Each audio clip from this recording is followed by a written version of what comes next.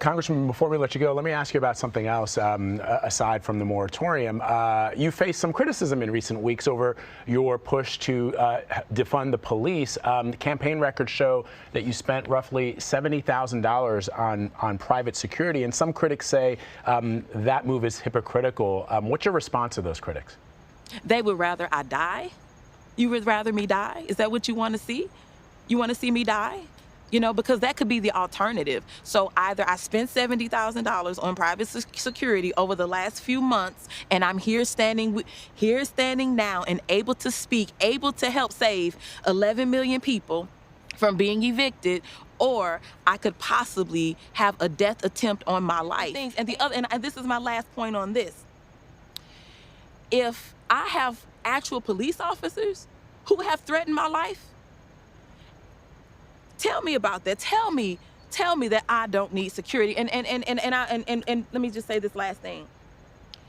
My security is not against communal violence. My security is not to keep me safe from the people of St. Louis. My security is to keep me safe from those racist attempts made against my life. Now, if you want to do something about that, stand up and do something about that. I didn't.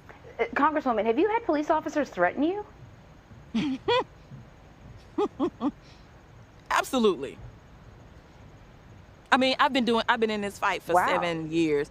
I'm a Ferguson activist. That happened to us. That has happened to us. It's not just me. Ferguson Frontline, that has happened to us multiple. I mean, it's more times than we can count.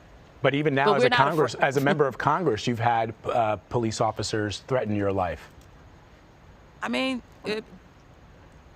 and they're still people. And you know what the thing is?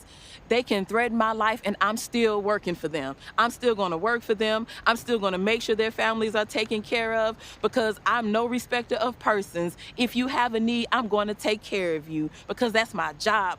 I love the people 100%. I don't care what your occupation is. I don't care if you like me at all. I'm still going to do the work to make sure that your family has clean water, clean air, health care, a place to live, and all of that, because that is who we have to be. Just love humanity. But presumably, Congresswoman, I would hope that those, as you allege, those police officers would be removed, or at least you would let your security detail and the mechanisms in place in Congress to ensure that those officers are not still patrolling the streets. Well, you know, work is being done. You know, there's nothing that comes in that is not being handled. So we're fine. We're fine. We'll keep moving.